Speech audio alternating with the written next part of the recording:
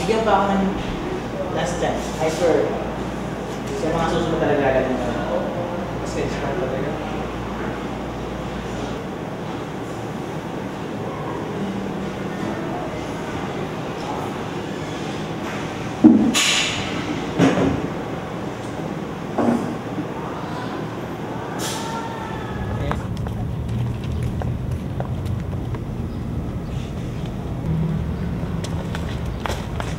Ba?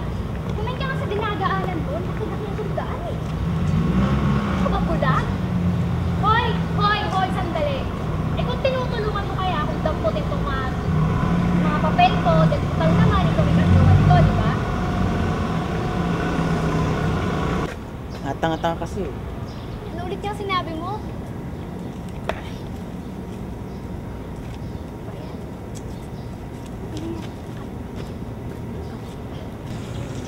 Iniwan ako ng loko. Hoy! Akala mo kung sino kang gwapo ka, ang yabang-yabang. Tipati ko. Tawagin daw ba akong tatanga-tanga? Ay, naku. Ang dami-dami pang nabasa. Ito pa ang pinapirmahan ko sa lintik na yung check na yun. Ang hirap-hirap pa naman papirmahan yun.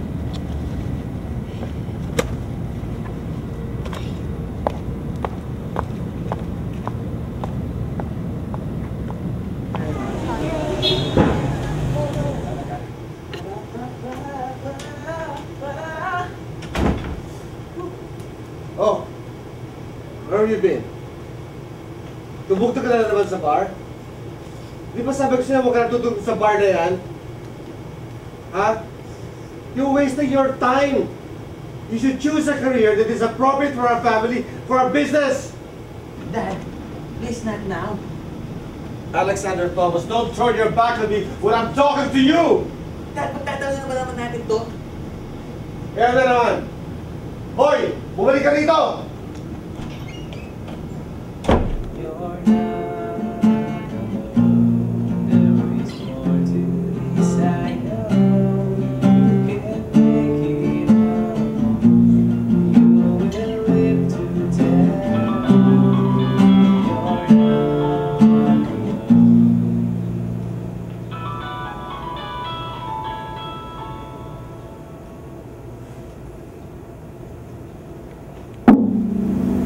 Oh, pare. Oh, musta? Ha? Talaga? Kailan? Bukas? Sige! Mga anong oras?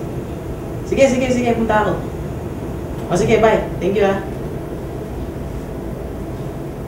Yes! Ha!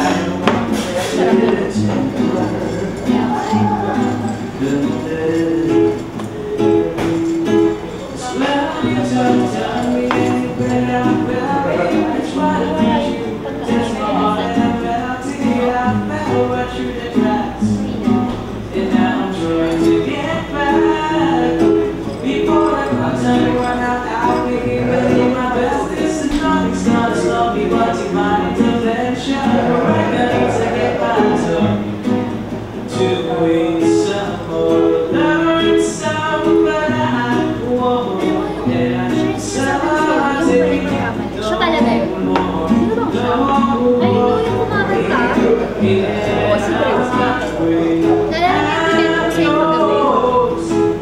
Doon sa labas, naalala mo? Si Drex pala yun. Oo, siya nga. Makakanta pala siya. Yabang-yabang. Pwede ba kung tayo ulit? Pwede ko din ako. Dali lang. Ay, naku. Wala akong pakialam.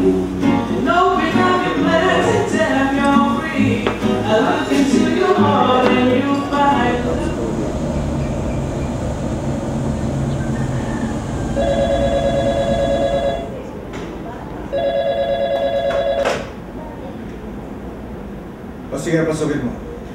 Thank you.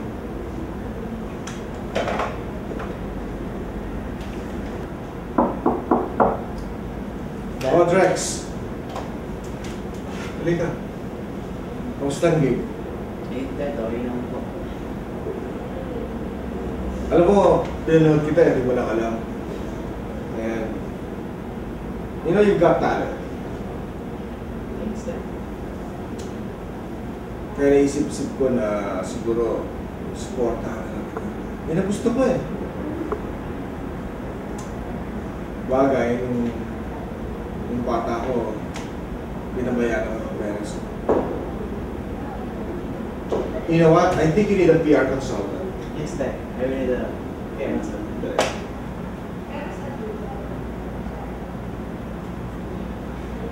Hello, Bibsy. Oh, hi. Kumusta? Long time, ha? May favor sana ako sa'yo. Yung anak ko. Promote natin. May bago siyang album. All original compositions. Ha? Sige. Tawag kita ulit. Let's set the date. Ha? Okay. Ingat ka. Okay, bye. O yan, Rex. Tulungan tayo ni Bibsy. Siya na ang PR manager mo. Salamat, Dad. Hindi ko na-expect na mangyari ito eh. Kasi kailangan supportahan kita eh. May talent ka naman. Para sa itong business na ito kung hindi tayo magtutulungan, di ba? Dad, alis na ako. May rehearsal pa ako eh. Sige. Ito pa rin sa dati? Opo. Dad, maraming salamat. Okay lang yun. Meron ka bang bagong compositions ngayon? Ay, opo. Good.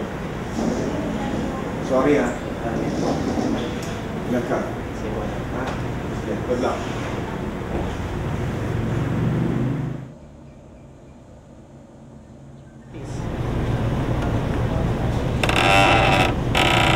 Matagal na ba kayo makilala ni Tricia?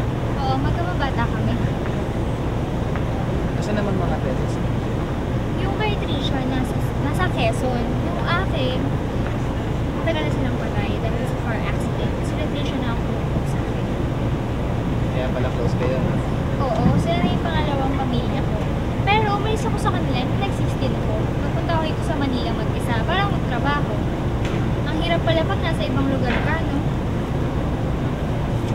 You've been to a lot of things. So, kanta tayo. Hindi ako marunong kumante. Siya nga pala, ba't ka ba laging nandito?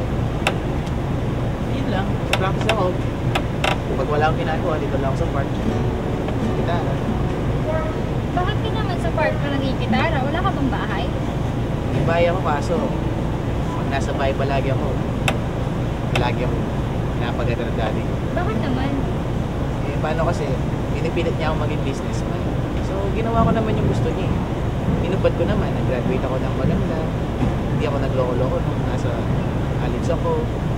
Eh, yun. Yung gusto ko talaga maging musician. Eh, yung mami mo nasaan? Yan. Mami ko dati siya musician. Kaso, wala na eh. Nawa na ni Lord. Ah, I'm sorry. Ikaw, Ako, wala naman. Wala namang ganong iba sa buhay ko eh. Ay, oh, marami pa pala akong gagawin. Pasensya na ha, kailangan ko na umalis. sige, Nice tip na kita. meeting you. Ay, hindi, okay lang. Okay lang? Oo. Sige. Bye-bye.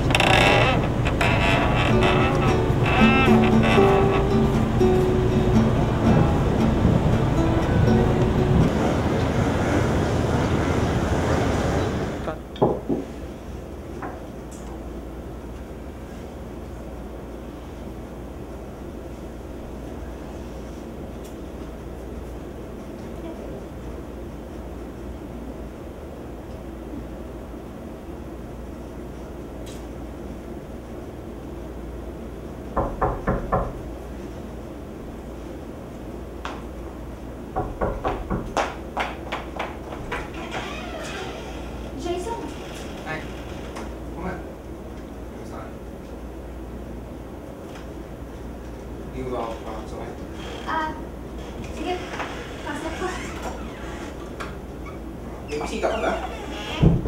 Hindi, wala. Mag-dinner lang ako sa mga kaibigan. Upo ka. Buka mo lang ka lang maiinom. Ganito ko pa sasalubungin ng boyfriend mo. Tagal mo nang hindi nakita. Di mo ba ako na-miss? Hindi ko alam na may boyfriend pa pala ako sa katauhan mo. No? Joey, nandito na ako. Let's speak up where we left off. Ang tagal mong nawala, Jason. 3 taon. Ni Honey mo, wala akong narinig sa'yo. Tapos ngayon, bigla kang susulpot. Tapos sasabihin mo, let's speak up where we left off. I'm over it. Huwag ka nang umasang may babalikan ka pa. Di mo na nga ako kung babalikan kita. Sabi mo mahal mo ko.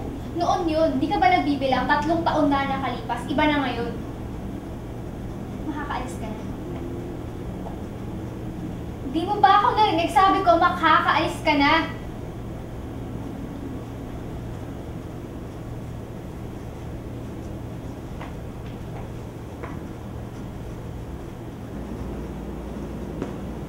Dahil meron ko ng ibang mahal. Ha? Oo, meron. Sino? Yung lalaki kasama mo kanina? Siya ba yung pinagpalit mo sa akin?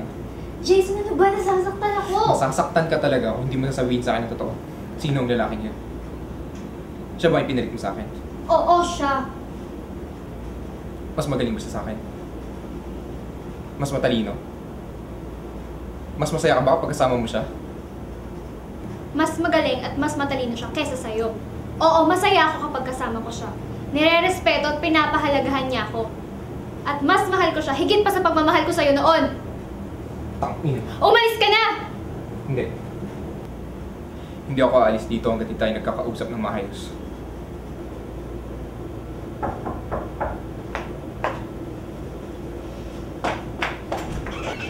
Rex!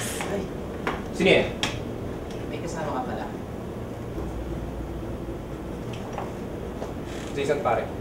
Boyfriend Joey. Pasensya na sa store ko ah. Sige. Rex, sandali! Huwag mo siya susundan. How dare you do this to me? Hindi mo alam kung anong sinira mo. I didn't do anything wrong. Umalis ka na. What's wrong? What's wrong? You're asking me what's wrong? Ang kapal din naman ng mukha mo, no? Umalis ka na, utang na loob. No. Joey, please. Umalis ka na! Get out of this house and out of my life! Joey, hindi pa tayo tapos. Tapos na tayo, Jason. Umalis ka na bago pa ako magawang masama sa'yo. Please, huwag mo nang gawin sa akin to. Out!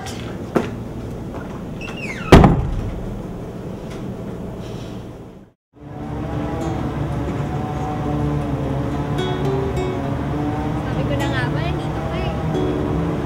Pwede ka bang magpag-usap? Gusto ko lang kasi sana mag-sorry ako. Hindi natuloy yung dinner natin. About dun kay Jason. Si Jason, boyfriend. Sabi nga niya, boyfriend ko siya. Kaya lang, itong taon na kami hindi nagkikita. Bigla-bigla na lang kasi siya umalis. Noong una, tumatawag siya. Hanggang sa hindi na siya tumawag. Ako naman, parang tanga. Hintay pa rin siya. Pero nakilala kita. Dahil dun, minarealize ko kung mga bagay ko. Pero pumayag ka sa Jason, di ba? Oo nga, bumalik na siya. Ang sabi niya nga, magbalikan daw kami. Pero hindi ako pumayag. Hindi ko na kasi siya hurt. Bakit? Simple lang. May mahal ako, di ba? Sino naman? Gugulat ka ba pag sinabi ko, ikaw na mahal ko, Rex? Ano ulit? Nasabi ko ni, sabi ko, yun, sinabi ko. Mahal mo ako. Alam mo, mahal naman kita eh. Dahil ko yun, sinabi mo sa akin, oo, syempre. Ano mo yun? Natutuwa ako. Basta, lagi mo tandaan. Mahal kita.